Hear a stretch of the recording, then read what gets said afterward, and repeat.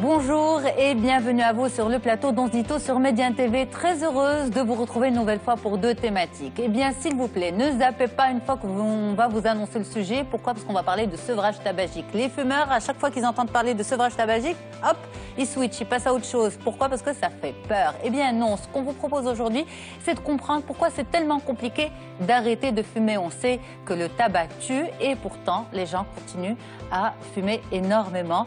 Pourquoi? Comprendre les mécanismes vicieux du tabac, eh bien, c'est notre sujet du jour avec des spécialistes. Ensuite, on va s'occuper de votre sourire et on va parler du Hollywood Smile avec le docteur Naoufel Alami. Restez avec nous pour les détails. À tout de suite.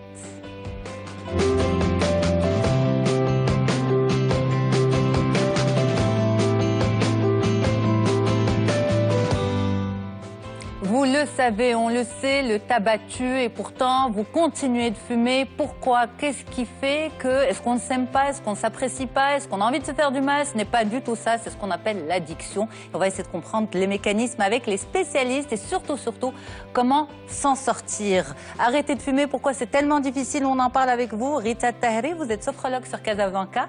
Bonjour, merci d'être là. Docteur Rachid Khtar, bonjour. Bonjour. Vous êtes pneumologue à Casa également. Effectivement.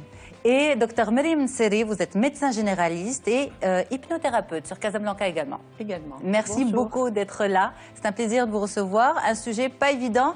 On n'a pas voulu attendre le 31 mai pour en parler, le jour de la journée mondiale. On peut faire de la prévention et de la sensibilisation en amont. Donc, pourquoi c'est tellement difficile d'arrêter de fumer? Eh bien, on va essayer de comprendre vos approches aujourd'hui. Est-ce qu'il y a beaucoup de fumeurs au Maroc? Dr Nseri, première question pour vous. Eh bien, quand on regarde les données sur le tabac au Maroc, en effet, on remarque que plus de 18% de la population au-delà de 15 ans, de l'âge de 15 ans, fume.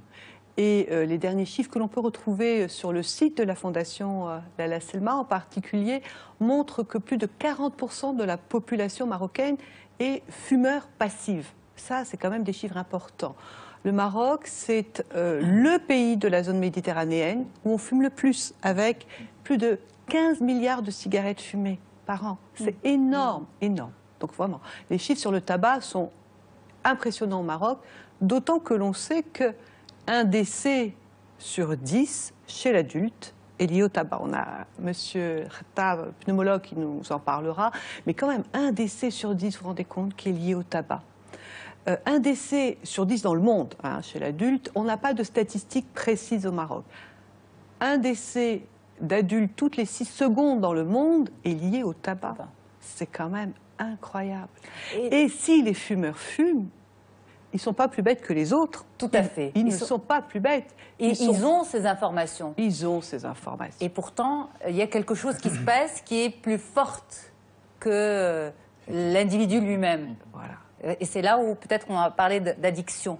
On va parler de l'addiction physique, docteur Khtar. L'addiction physique, c'est en rapport finalement avec cette substance. Qu'est-ce qui fait qu'on continue de fumer malgré toutes ces infos? Bon, ça c'est complexe. En fait, ça fait intervenir pas seulement l'addiction physique, ça fait intervenir aussi l'addiction psychologique, ça on va en reparler. En fait, l'addiction physique est en rapport avec la nicotine, qui est donc contenue dans la cigarette notamment, mais il n'y a pas que la cigarette qui est un moyen de consommation du tabac. Donc il y a d'autres moyens, il faudra peut-être qu'on en parle, notamment la chicha, qui est aussi un des procédés. Donc la nicotine, en fait, est inhalée par la cigarette, elle passe dans le sang et elle va aller stimuler certains récepteurs. Et quand cette dose de nicotine va diminuer dans le sang, il va y avoir un appel pour, si vous voulez, consommer encore de la nicotine. Donc il y a un phénomène d'escalade, si vous voulez. C'est ça l'addiction, en fait. Donc le mécanisme, c'est la nicotine. Donc on a besoin d'une certaine dose pour maintenir cette dose dans le sang. Voilà, okay. Voilà. Le volet psychologique aussi, l'addiction, d'un point de vue psychologique, est également très importante. Parce que quand une personne veut arrêter de fumer, ce qui est le plus difficile pour elle, souvent, au-delà du sevrage physique, c'est le geste. L'association de la cigarette à certains moments de plaisir. Donc comment ça fonctionne, ça? L'envie de fumer, c'est le résultat d'une conjonction de 3 dépendances. Alors on a la dépendance physiologique, et puis la dépendance émotionnelle et la dépendance comportementale. On a une conjonction des trois qui fait que le fumeur, comme a dit Dr Meriem, c'est que le fumeur est conscient de toutes les nuisances sur sa santé par rapport au fait de fumer, mais il est tiraillé entre deux peurs, et c'est deux peurs vraiment mortelles. La peur du cancer, hein, par exemple, et la peur d'arrêter de fumer. Parce que arrêter de fumer, pour lui, c'est perdre une partie de son identité. C'est une identité que le fumeur a construite depuis l'adolescence. Parce que souvent, la personne commence à fumer très tôt. Très très tôt. Donc, et à grande peine. Il a fumé, il a toussé. Et aujourd'hui, il est fumeur et cette cigarette a fait partie, cette gestuelle a fait partie de toute son identité. Donc, il y a deux peurs fondamentales. Celle du cancer, mais aussi celle d'arrêter de fumer.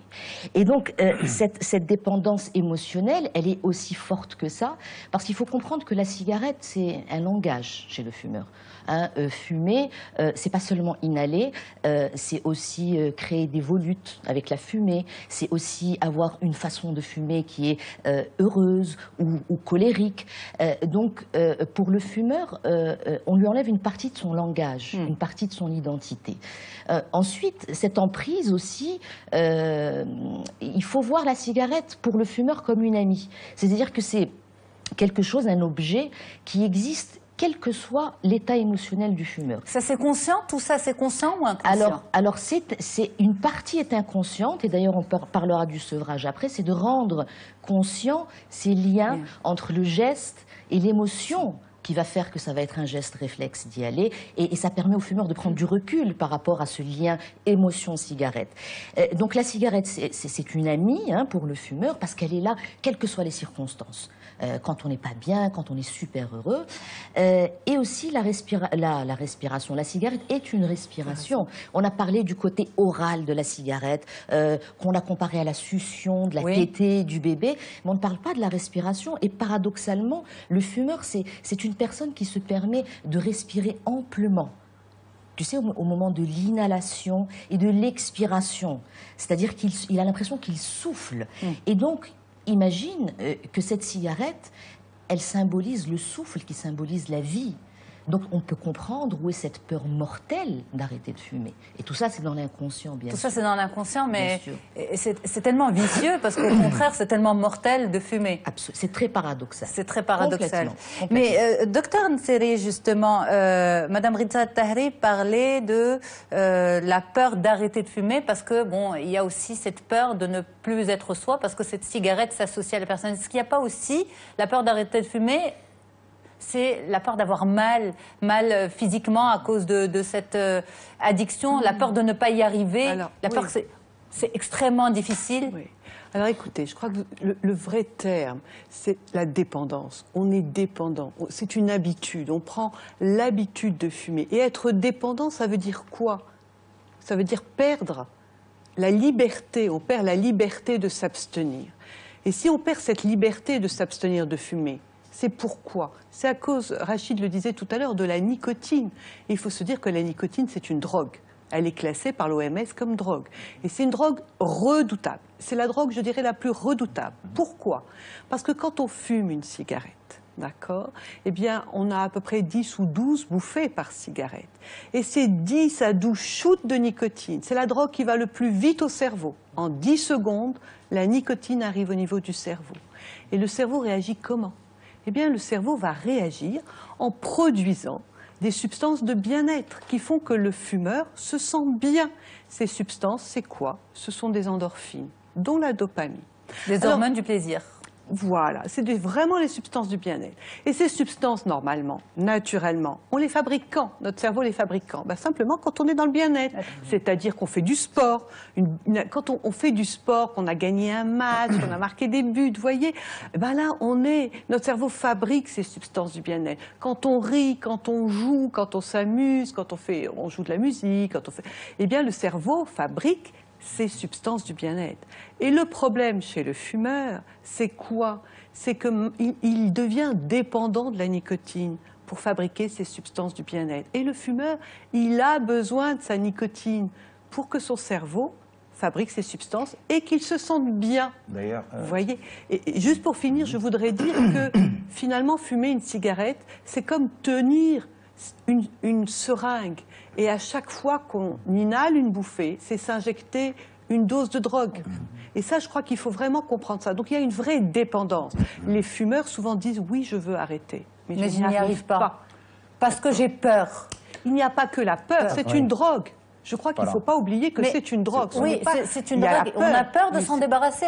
On ne se sent pas capable de s'en débarrasser. Ça, c'est un autre volet, peut-être. Oui, peut-être je te laisse la parole. En fait, ce que tu disais, il y a un terme anglais qui s'appelle le craving, qui en fait, c'est l'envie incontrôlable de prendre une cigarette. C'est-à-dire que parfois, comme tu disais, ce sont des mécanismes chimiques qui interviennent, qui font qu'on n'a pas le contrôle sur cette envie. Et donc, c'est cette dépendance, et c'est très important que tu soulignes ça. Bien sûr. Et bon, donc il y a des mécanismes physiques, mais il y a des mécanismes psychologiques, mais les gens, malgré tous les risques que l'on connaît, vont aller quand même fumer. Il n'y a pas que la peur d'arrêter. C'est cette dépendance qui est là, qui nous prend, et ça, c'est important. La peur d'arrêter, de ne pas dépasser la dépendance. Peut-être. Peut-être. Oui. Alors, en parlant du craving, le fait d'aller chercher cette cigarette consciemment ou inconsciemment, elle est engendrée par un désir de plaisir, comme a dit le docteur. Et puis celle d'arrêter de fumer, elle est engendrée par un désir de rester en bonne santé, mais qui est basé sur la peur. Peur, exactement. Voilà. Donc, et on sait, en philosophie, en sociologie, que un désir motivé par le plaisir est toujours plus fort qu'un désir motivé par la peur.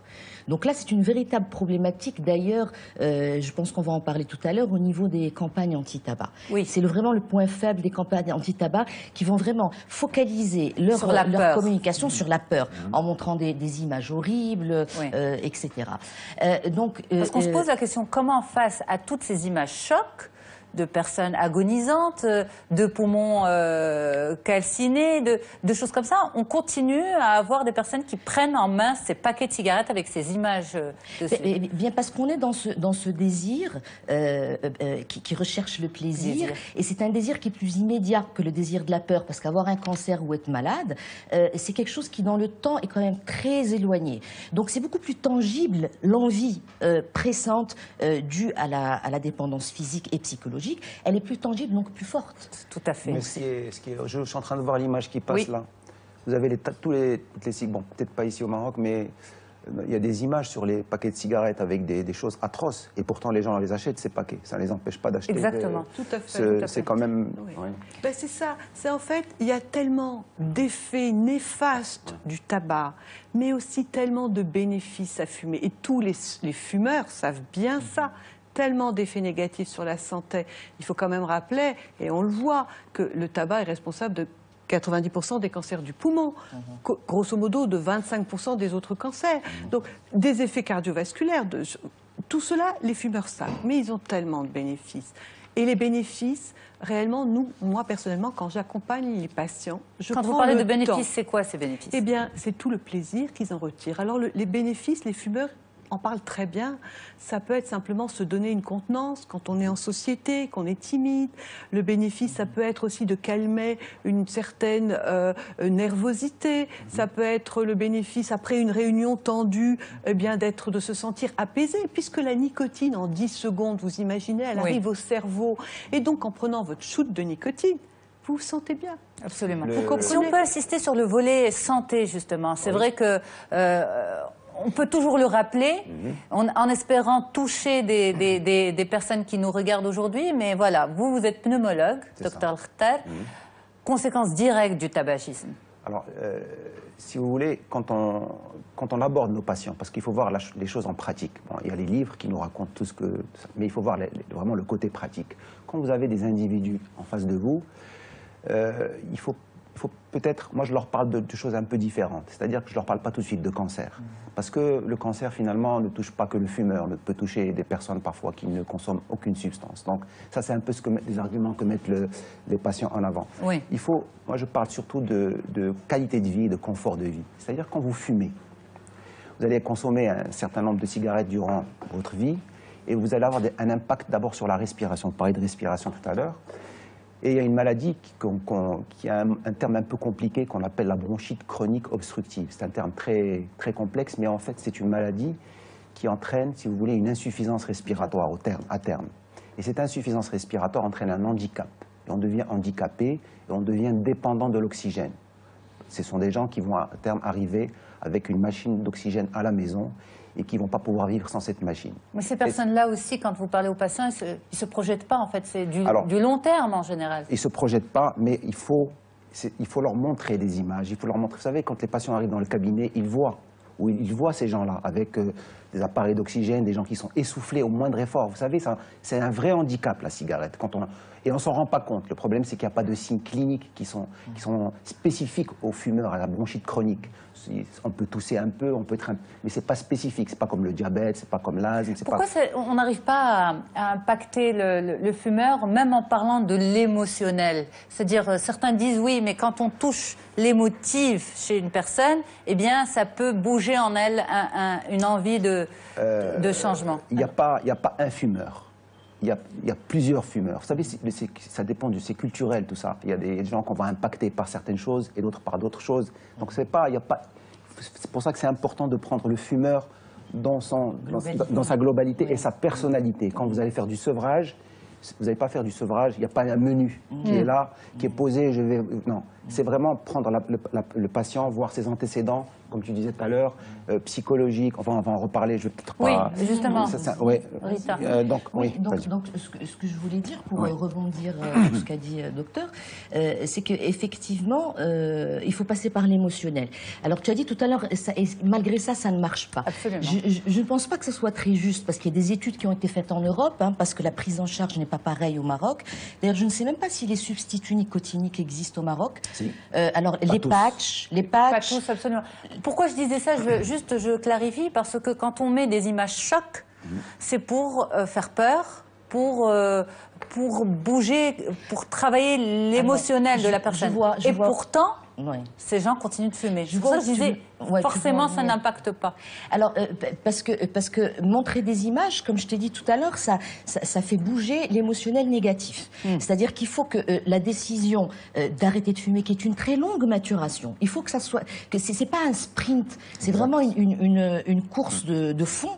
Eh bien, on passe pas par la peur, on passe par l'émotionnel positif. Il faut que ce soit fait dans une dynamique qui est positive. Ce n'est pas je ne dois plus fumer pour ne pas avoir de cancer. Je dois arrêter de fumer parce que c'est bénéfique pour moi, parce que je vais être en meilleure relation avec moi-même. Je vais écouter mes émotions. On y reviendra tout à l'heure que la cigarette casse les émotions. Quand un fumeur est en colère et qu'il prend sa cigarette, la cigarette qui muselle, on appelle ça, eh bien, il dit à sa colère, tais-toi. Prends cette fumée, je n'ai pas le temps de m'occuper de toi. C'est valable pour les émotions négatives et positives. Donc plutôt dire aux fumeurs, n'arrête pas pour la santé tu l'auras en prime. Arrête pour d'autres choses. Justement, on va revenir sur le sevrage en détail. On reste sur la santé toujours? Oui, bien sûr. Allez-y, docteur. On a parlé des poumons. Donc effectivement, il y a toutes les maladies cardiovasculaires. Donc, en premier, l'infarctus, malheureusement, c'est une maladie qui va boucher les artères du cœur qu'on appelle les coronaires. Et donc, on rappelle tout ça, mais on ne sait pas si c'est efficace, en fait.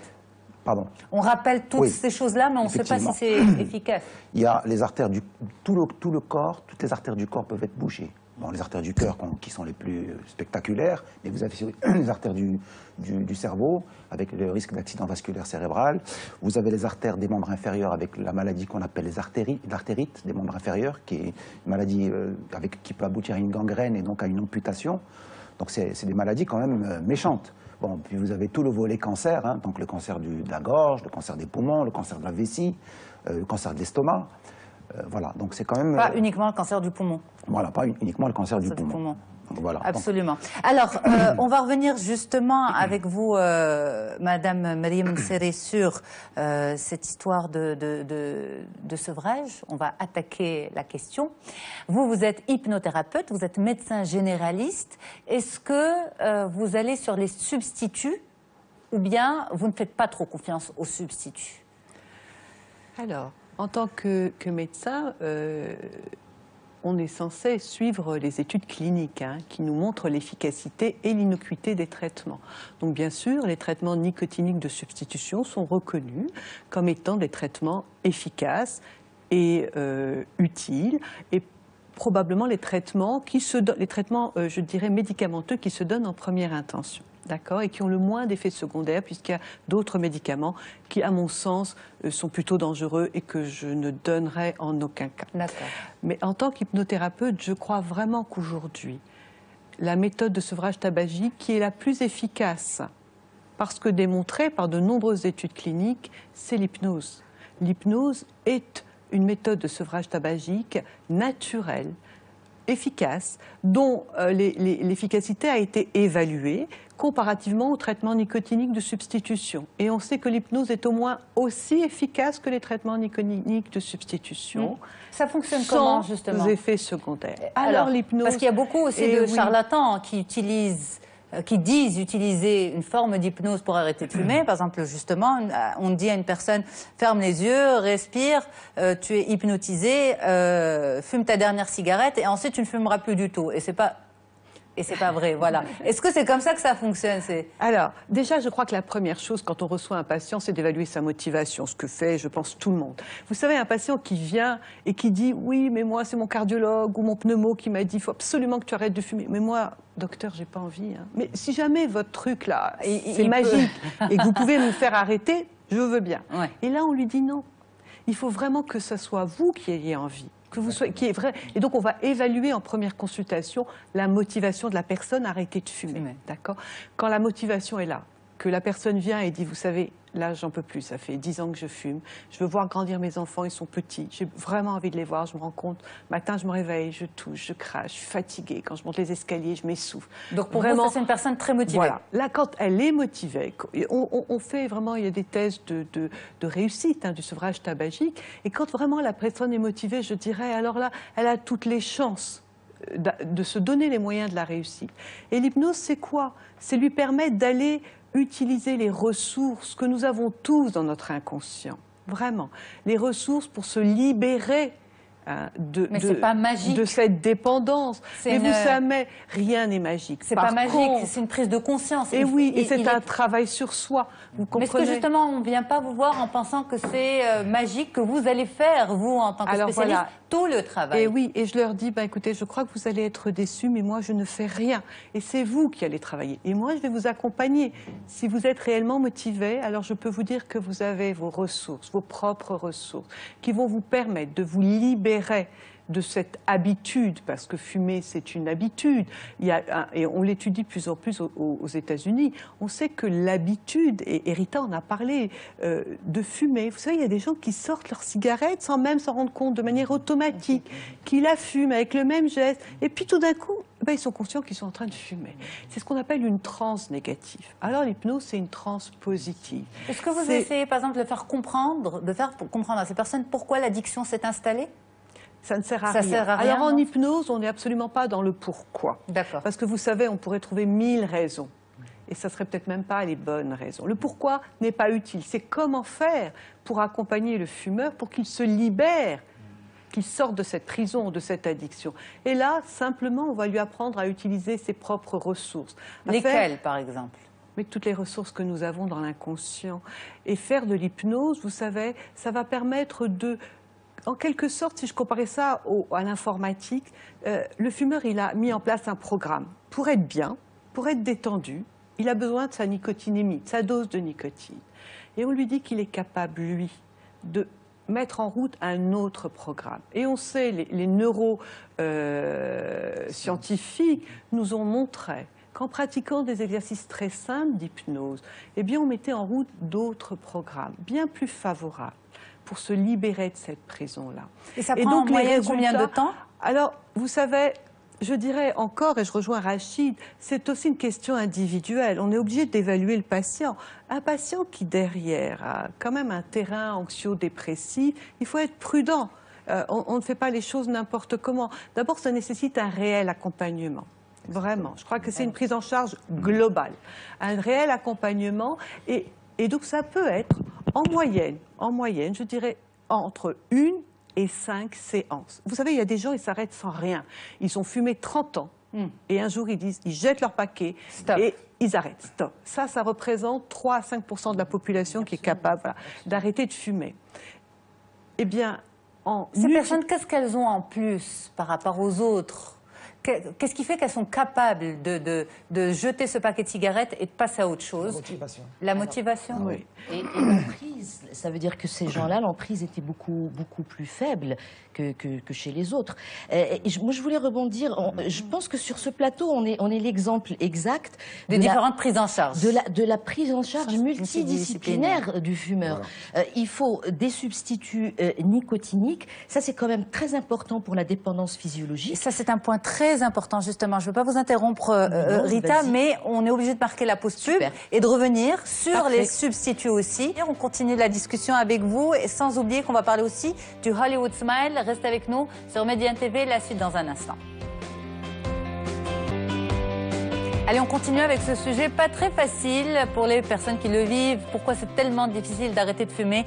Eh bien, un panel d'experts, différentes prises en charge, mais l'idéal, justement, c'est de les rassembler autour de vous pour mieux vous en sortir dans cette lutte contre le tabac. On va parler aussi du Hollywood Smile, ça c'est en dernière partie d'émission avec le Dr Naoufel Alami. Je rappelle mon tour de table pour ce sujet sur le sevrage tabagique. Rita Tahri, psychothérapeute, sophrologue à Casablanca. Dr Rachid Khtar, pneumologue à Casablanca également, et Dr Meriem Nseri, médecin généraliste, hypnothérapeute à Casa aussi. Merci beaucoup. Donc, on revient à votre intervention, Rita Tahri. C'était suite à l'intervention du Dr Nseri sur l'hypnose. Pour vous, justement, c'est très important d'avoir une prise en charge pluridisciplinaire. Absolument. Pluridisciplinaire et globale, c'est-à-dire avoir d'abord vérifier dans le travail psychothérapeutique la motivation du fumeur. Ensuite, prendre en charge au niveau médical avec les substituts nicotiniques. L'hypnose est un outil extraordinaire pour le sevrage tabagique, ça c'est vrai que ça a fait ses preuves.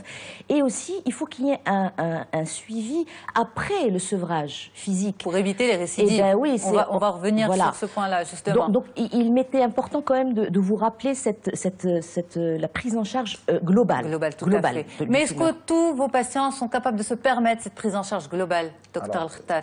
Je rebondis. Oui. Allez, on rebondit. Alors, vous parliez tout à l'heure que les patients étaient perdus. Alors, ce qu'il faut savoir, c'est qu'il y a un terme qu'on utilise, il faut utiliser, je pense, des termes. Il y a la consultation anti-tabac. Donc, c'est quelque chose qui existe dans des structures de soins, en Europe, ici au Maroc même. Donc, la consultation anti-tabac, elle est structurée. Donc, il y a une prise en charge du patient. Le patient arrive. Alors, il y a des patients qui sont demandeurs, il y a des patients qui sont moins demandeurs. C'est cela qu'il va falloir aider à prendre la décision. Donc, c'est là il y a un schéma qui est connu pour, si vous voulez, motiver le patient. Donc, il faut accompagner, comme tu as dit tout à l'heure, il faut provoquer cette envie d'arrêter. Donc, il va y avoir un accompagnement dans l'empathie. Alors, il ne faut pas choquer les patients, il ne faut pas les culpabiliser. Il y a toute une prise en charge empathique qui doit être faite, c'est très important. Donc, il faut structurer la consultation. Comment se passe une consultation anti-tabac? D'abord, on évalue la dépendance du patient vis-à-vis de la nicotine, puisque tout à l'heure on parlait d'addiction physique. Donc, il y a des échelles. Il y a une échelle célèbre, on peut en parler en détail, mais qui va évaluer la dépendance nicotinique. Donc, on va donner un score. Puis après, on va faire une échelle de motivation. Il y a des échelles de motivation, et là aussi, on va donner un score. Donc, pour voir est-ce que le patient est réellement motivé ou pas.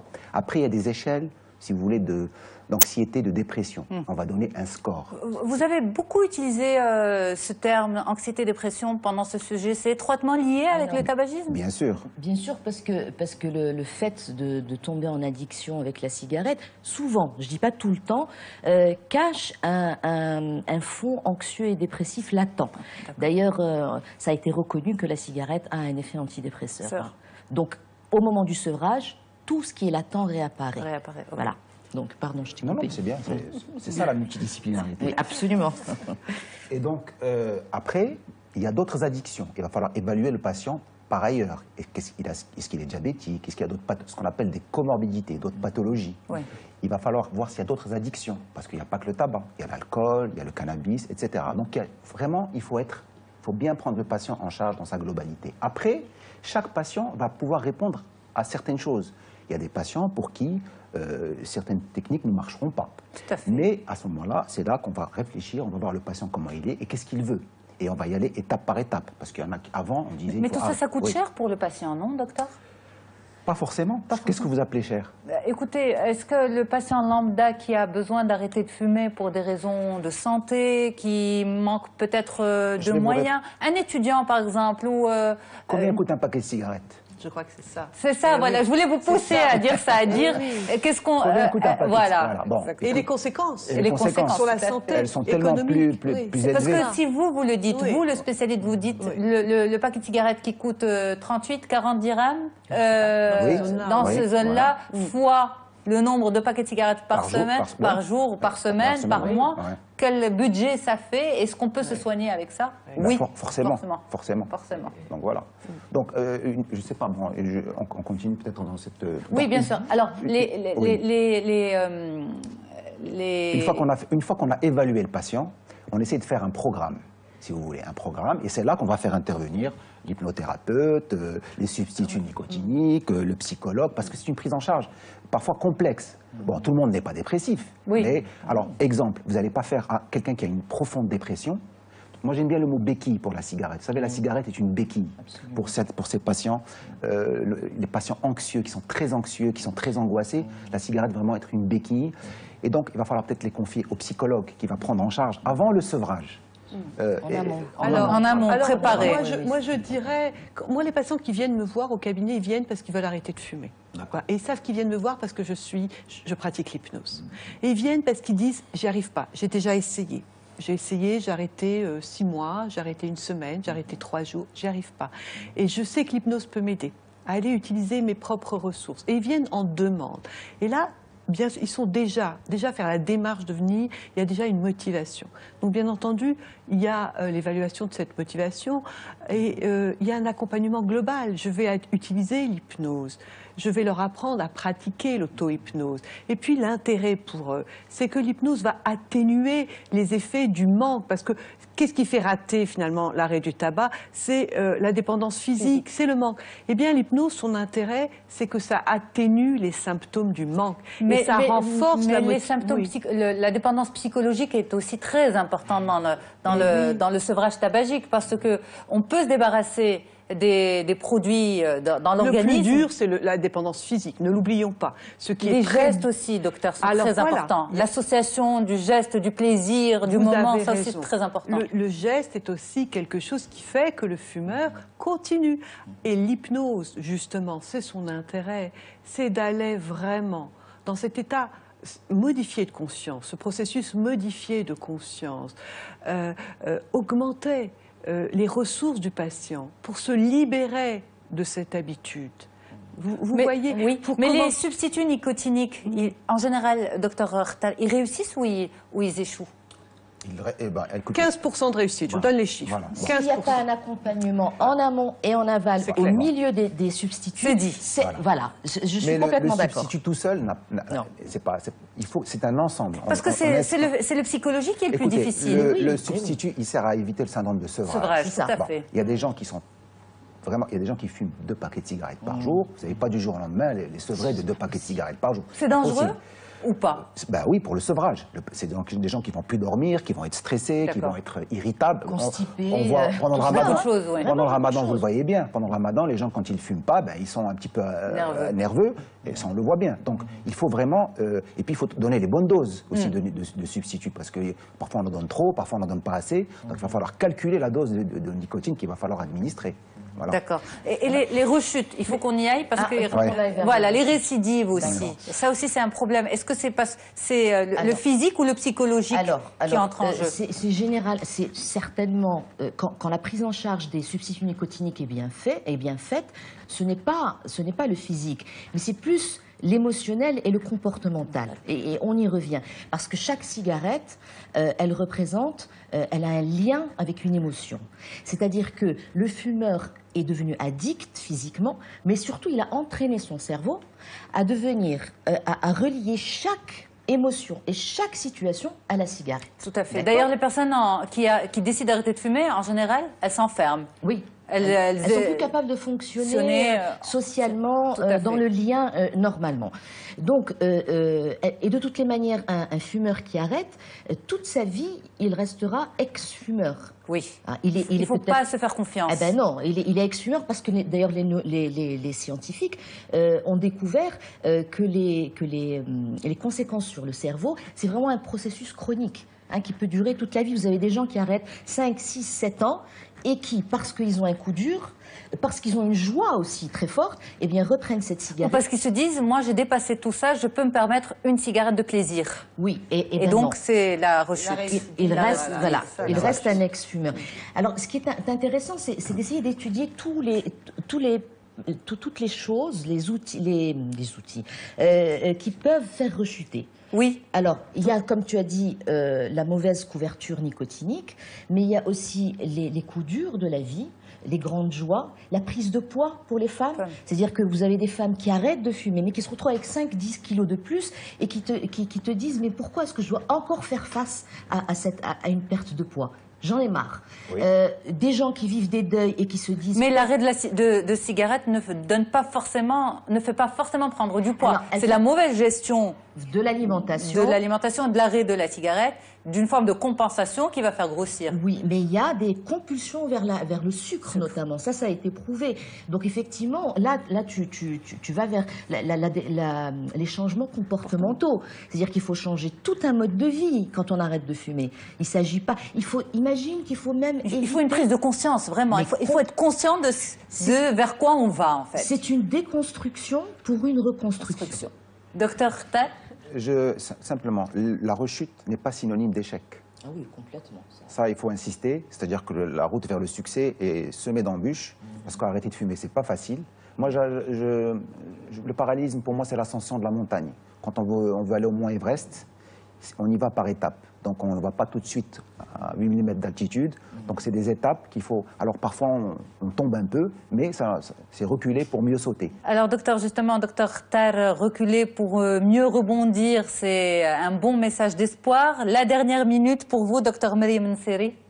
Oui, alors moi vraiment j'insiste pour utiliser une méthode qui est naturelle, dont l'efficacité est démontrée sur le plan scientifique, qui est l'hypnose. J'invite vraiment les gens qui sont suffisamment motivés à arrêter de fumer à se faire confiance. Ils ont les ressources dans leur inconscient. Et puis ils sont accompagnés. C'est vraiment un accompagnement global. On va utiliser à la fois la méthode hypnotique, mais les thérapies comportementales et cognitives. On va aussi inviter la personne à remettre le corps... Je n'utilise pas de substitut parce qu'on sait que l'hypnose est aussi efficace que les traitements nicotiniques de substitution.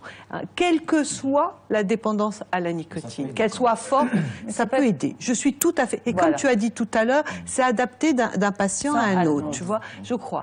Mais les remettre dans le sport, je crois que ça c'est fondamental. Dans une démarche de sevrage tabagique, remettre le corps en mouvement, le cerveau se met à fabriquer ses propres endorphines.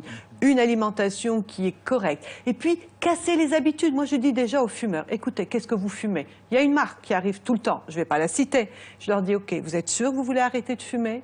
Oui. Vous voulez arrêter de fumer maintenant? Oui. Alors, vous êtes prêts à changer de marque? Et je les invite à changer déjà de marque, tout de suite.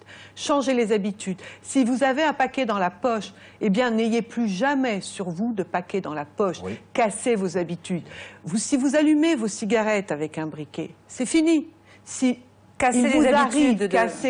Un fumeur, c'est quelqu'un qui a plein d'habitudes. Il a l'habitude de fumer, mais tout ce qui va avec. Eh bien, merci beaucoup pour votre mobilisation autour de cette thématique. Rita Tahri, vous êtes psychothérapeute, sophrologue sur Casablanca, Dr Rachid Khtar, pneumologue à Casa, et Dr Mariam Nseri, médecin généraliste, hypnothérapeute sur Casablanca. Merci beaucoup pour tous ces conseils. Moi, je reste avec les téléspectateurs. On rajoute peut-être une dernière info. On peut arrêter à n'importe quel moment. Tous les moments sont bénéfiques et bons pour votre santé. Votre sourire, on s'en occupe avec le docteur Naoufel Alami dans une fraction de seconde. Restez avec nous.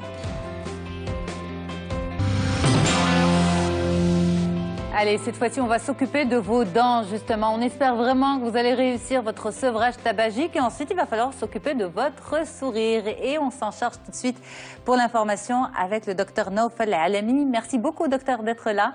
Merci à vous. C'est un plaisir de vous recevoir. Vous êtes chirurgien dentiste à Agadir. Voilà, et avec vous, le point sur le fameux Hollywood Smile. Pour commencer, qu'est-ce que c'est? Hollywood Smile, c'est le sourire des stars.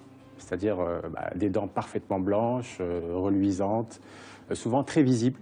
D'accord. Ok. C'est un petit peu tout ça, le Hollywood Smile, mais en réalité, ça cache une procédure, un traitement dentaire, cosmétique, esthétique, qui vise à améliorer le sourire. Ok. Et il y a une forte demande pour ça? La demande est croissante, on va dire, de plus en plus croissante, comme tout ce qui touche à l'esthétique depuis plusieurs années maintenant, avec l'éclosion des médias sociaux, les chaînes de télévision, on sait tout sur les stars, donc les gens s'interrogent, veulent savoir comment telle star a pu obtenir un sourire aussi magnifique, etc. Donc ils viennent. Harmonieux en plus. Harmonieux. Mais c'est une appellation marketing, hein. Hollywood Smile, pardon, c'est une appellation vraiment marketing. Ça va à tout le monde, ces sourires parfaits? Est-ce que ça va à tout le monde, à tous les visages? Ça peut aller à tout le monde. Ou on perd un peu de son identité? Alors ça dépend, ça dépend. Personnellement, je trouve que depuis quelques années, il y a une demande qui est influencée par les stars du Moyen-Orient, qui demandent des dents blanches, mais parfois trop blanches. Voilà. Et ça ne va pas à tout le monde. Comme vous le dites, ça ne va pas à tout le monde en fonction de la forme du visage, en fonction de la couleur de la peau. Donc parfois, ça peut être un petit peu exagéré. Mais la demande est là. La demande est là, et quand cette demande est là, est-ce que le médecin que vous êtes répond forcément à la demande telle qu'elle est formulée, ou au contraire, vous pouvez dire non, écoutez, on peut faire quelque chose, mais pas ce que vous demandez. Il faut revoir la demande. Est-ce que c'est possible? C'est possible. Franchement, c'est possible, surtout si on montre des documents photographiques. On peut discuter, on peut faire aussi des simulations par ordinateur, on en parlera peut-être un petit peu plus tard, de façon à ce que le patient puisse prévisualiser le résultat définitif. Ça, c'est bien. Et à ce moment-là, ça peut l'aider dans son choix. Alors, on va aller sur le protocole avant de voir s'il y a des contre-indications. Vous l'avez dit, c'est beaucoup d'actes, beaucoup de choses qui sont mises ensemble pour donner ce fameux Hollywood Smile. Ça commence par quoi? Alors, ça commence par ce qu'on appelle un digital smile design, c'est-à-dire qu'on va aller prendre un certain nombre de photos, et on va essayer de trouver les formes, les tailles, les dimensions des dents qui correspondent le mieux à un nouveau sourire pour le patient. D'accord. Donc tout ça, c'est codifié, ça se fait par ordinateur avec des photos. Et à ce moment-là, on peut passer à l'étape suivante. On peut transférer ce résultat qui est au départ virtuel dans la bouche du patient. OK. Grâce à, c'est un petit peu technique, c'est juste une espèce de résine. Et à ce moment-là, on peut discuter avec le patient, voir. Il peut même garder cette simulation en bouche pendant 48 heures. Ah, OK. Et à ce moment-là, on passe à la phase définitive qui est, on va dire, peut-être la plus simple. Parce que le plus compliqué, c'est de trouver le nouveau sourire qui va au patient. D'accord. Voilà. Et ça, c'est ce qui se fait en premier. C'est ce qui se fait en premier. Tout à fait. Pour avoir ensuite je vais vous poser une question très bête. Je me suis toujours posé cette question. Est-ce qu'on arrache toutes les dents pour avoir de nouvelles dentitions ou pas? Pas du tout. Pas du tout. En fait, tout dépend de la situation initiale. Si vous avez des dents qui ont simplement besoin d'être, on va dire, changer juste la forme ou les agrandir un petit peu ou changer la teinte, on va aller uniquement retoucher la surface de la dent, prendre une empreinte et réaliser de minces coquilles de céramique qu'on va venir apposer sur les dents. C'est les facettes. Ce sont les facettes. Alors, déjà pour les facettes, on a parfois l'impression d'avoir des facettes qui sont en décalage avec la lèvre. On voit un peu, et parfois même des personnes très connues, des stars, qui sont supposées avoir un sourire parfait ou un sourire un peu, des facettes qui dérangent les lèvres. Oui, c'est vrai. Ça, c'est un constat je ne suis pas médecin, mais vous le remarquez aussi? On le remarque aussi. Alors, ça peut être dû au praticien. C'est parfois la demande du patient. Ah oui. C'est ce qu'on disait tout à l'heure en début d'émission. Il y a une demande vraiment principalement influencée, motivée par les stars du Moyen-Orient, qui ressemble un petit peu à ça. C'est des dents souvent très carrées, alors alignées, certes, mais qui ne respectent pas vraiment l'harmonie du visage. Et effectivement, bon, après... si ça plaît, ça plaît. Si ça plaît, ça plaît. C'est vrai, c'est une question de goût. Voilà. Oui, c'est une question de goût. Mais on essaye vraiment d'orienter. Et c'est pour ça que, c'est ce que je vous disais au début, c'est pour ça que la simulation au préalable est vraiment essentielle. Importante. Voilà. Alors, c'est l'étape la plus importante. Donc, on continue sur les facettes. Première chose, les facettes. Oui. Les facettes, justement, c'est pour recouvrir toute la dentition, en haut, en bas. l'intérieur également, ou bien juste ce qui est visible, superficiel? Les facettes, ça permet de corriger des choses minimes, on va dire. Par exemple, des petits décalages, un problème de teinte, des espaces entre les dents, des diastèmes. Donc, ce qui va être fait, c'est simplement retoucher légèrement la face avant et ça va être collé sur la face avant. Ça, c'est les facettes. À vie? Oui, ça peut être à vie. Très honnêtement, si la personne a une excellente hygiène bucco-dentaire, si elle prend soin de ses dents, ça peut rester à vie. Parce que le collage est très performant, en fait. D'accord. La grande révolution de ces dernières années, c'est le collage. C'est-à-dire qu'on s'est rendu compte que grâce à certains matériaux de collage, si on réussissait à coller à la surface superficielle de la dent, la première couche, l'émail, c'était extrêmement durable et pérenne. D'accord. On peut continuer à manger de la même manière, croquer dans une pomme, manger un sandwich. Sans aucun problème. Sans aucun problème. Sans aucun problème. Ok, donc ça c'est la première étape du Hollywood Smile. On peut s'arrêter là ou il y a d'autres choses forcément qui viennent avec? Non, on peut s'arrêter là. Si les dents sont déjà saines, on peut s'arrêter là. Maintenant, si des personnes arrivent avec d'anciennes restaurations, des dents qui ont déjà été, sur lesquelles on a déjà collé des facettes, soit qui ont déjà été couronnées, soit qui sont délabrées, là, il faut passer à une étape un petit peu moins invasive, on va dire. D'accord. Ça veut dire qu'au lieu d'aller tailler uniquement à la surface de la dent, on va peut-être tailler toute la dent au niveau de la périphérie, parce qu'elle a été cassée, parce qu'il y a des choses derrière plus invasive, aussi. Donc. Voilà, plus invasive. Et à ce moment-là, on passe à des couronnes. Mais ce que je veux dire par là, c'est que le procédé reste le même. C'est-à-dire que le smile design qu'on va faire au départ ne change pas. C'est uniquement les techniques pour arriver au sourire définitif qui changent. D'accord. Voilà. Pour ce qui est du blanchiment, justement, une fois qu'on a une couronne ou des facettes... Ça ne marche pas. Ça ne marche pas. Non. Donc, en fait, c'est l'atteinte de la couronne, l'atteinte de la facette. Elle ne bouge pas. Elle ne bouge pas. Elle ne bouge pas. Les colorations dues, par exemple, au tabac, au café, etc., ne collent pas sur la céramque. Il ne faut pas dire ça aux fumeurs. Parce qu'ils seront oui, tentés ils vont se dire, oui, je moi peux je vais avoir un mettre... beau sourire sans arrêter de fumer. Non, mais alors, on dit souvent, les spécialistes disent souvent qu'il y a, pour les personnes qui ont porté un appareil dentaire, une récidive. Oui. Et donc, on a souvent dû porter 2 fois un appareil dentaire. Ça peut arriver. Pour certaines personnes. Oui. Alors, si on veut corriger son sourire, on va dire certains petits détails par des facettes, éventuellement, est-ce qu'elle ne risque pas de bouger également? Si. Parce que l'os bouge, en fait. Tout à fait. Tout à fait. L'os bouge, tous les os du visage bougent, les os de la mâchoire également.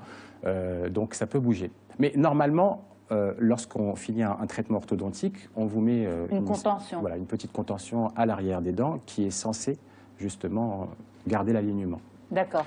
Mais ça bougera. Ça bougera, même avec la contention. Et si on porte une contention? Non, avec la contention, ça bouge beaucoup moins. Beaucoup moins. Donc, qu'est-ce que vous faites, par exemple, pour une personne qui veut porter des facettes? Vous mettez une contention à l'intérieur, préventive? Comment vous faites pour que ces facettes ne bougent pas, puisque ça peut évoluer? Après un traitement orthodontique ou en général? En général. On ne peut rien faire. On ne va pas mettre de... Très honnêtement, on ne met pas de contention. Non, parce qu'on ne sait pas si ça va bouger ou pas. Absolument. Donc, non, on ne mettra pas de contention. Alors, est-ce qu'il y a des contre-indications?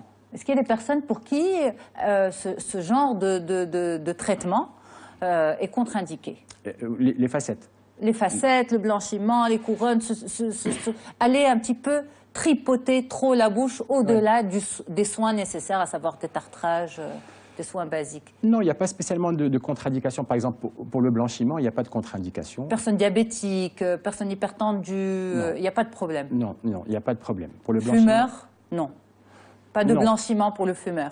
Ah, si, on peut blanchir les dents. Simplement, il faut faire attention, ça risque de récidiver. Mais, absolument. Voilà, tout simplement. Maintenant, pour les facettes dentaires, on va dire que la contre-indication la plus importante, ce sont les personnes qui souffrent de bruxisme, c'est-à-dire qui grincent des dents. Donc, étant donné que cette fine couche, malgré qu'elle soit extrêmement solide et parfaitement collée à l'émail de la dent, avec le bruxisme, on risque de les casser. C'est pour ça qu'on prescrit des gouttières à porter la nuit. Parce que le bruxisme, en fait, le bruxomène, c'est surtout la nuit qui va les grincer des dents.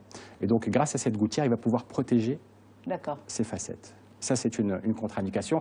La seconde contre-indication, c'est que s'il ne reste pas beaucoup d'émail, donc cette fameuse couche superficielle de la dent, le collage sera moins efficace. Et pourquoi on n'aurait pas assez d'émail?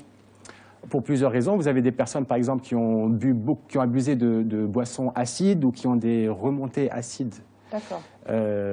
Qui ont un émail très fragile. Fragile. Voilà, voire qui a disparu au fil des années. D'accord. Donc, il ne faut surtout pas partir sur des traitements de facettes à ce niveau-là.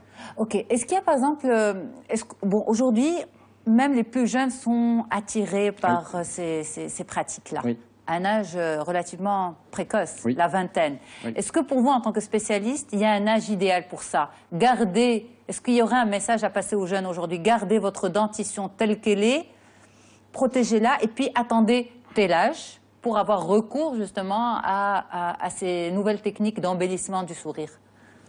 Je pense qu'il faut retarder au maximum. Je pense que ce qu'il faudrait dire aujourd'hui aux jeunes, c'est que d'abord, si vous avez une hygiène bucco-dentaire irréprochable, vous aurez moins besoin du dentiste. C'est la chose la plus importante. Souvent, les gens viennent, réclament des soins, etc. Ils peuvent revenir après et on se rend compte qu'ils ne se brossent pas les dents. Ou alors pas correctement, ils ne font pas du tout attention, ils pensent que les soins sont un palliatif, alors que c'est faux. Si on se brosse correctement les dents, l'hygiène, c'est la chose la plus importante. Maintenant, c'est difficile de convaincre quelqu'un qui n'a pas besoin de quelque chose alors qu'il a... Il est attiré par ça.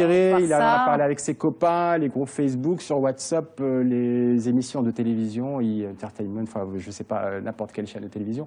Donc, c'est un petit peu compliqué. Il y a une banalisation aujourd'hui voilà, de tout ça. Non, mais le sourire, c'est devenu une sorte de signe de statut social. Oui, tout à fait. Donc, les gens sont extrêmement motivés lorsqu'ils arrivent.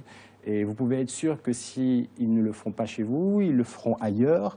Alors, autant vraiment essayer de les convaincre. Ouais. Donc, moi, ce que j'essaye de faire, c'est toujours de leur proposer quelque chose, le traitement le moins invasif possible. C'est-à-dire que très souvent, on dit à la personne, écoutez, faites un blanchiment, on va vous motiver à l'hygiène bucco-dentaire, surtout si les dents sont encore saines, vous pouvez être sûr que ce sera peut-être suffisant pour vous. Et parfois, ça marche. Ok. Parfois, ça ne marche pas. Est-ce qu'il y a un risque à répéter l'opération? C'est-à-dire, pour une personne qui porte des facettes pendant une période donnée, oui. Et puis finalement, elle ne les aime plus, elle veut changer de forme, elle trouve qu'elles ne sont pas appropriées à son visage. Oui. Est-ce qu'elle peut refaire l'opération? Tout dépend si la première mise en place de facettes a été invasive ou pas. Si lorsque vous les enlevez, vous trouvez encore une couche d'émail suffisante pour pérenniser le collage, on peut refaire ça. Donc le mieux, c'est de bien choisir son modèle et bien choisir le professionnel. Oui, oui. Et surtout poser la bonne indication. Poser la bonne indication dès le départ. Merci beaucoup, Dr Naoufal Alami. C'était un plaisir de vous avoir, chirurgien dentiste à Agadir. On peut bien sûr vous regarder à nouveau sur mediantv.com. Et on peut bien sûr aussi revoir l'émission sur le sevrage tabagique. Pourquoi c'est tellement difficile d'arrêter de fumer? Eh bien, c'était un sujet discuté avec nos spécialistes aujourd'hui. Merci beaucoup à vous, chers téléspectateurs. Moi, je vous retrouve très vite sur Média, sur les ondes de Média également. Et au plaisir de retrouver toute l'équipe qui m'accompagne aussi. À très vite.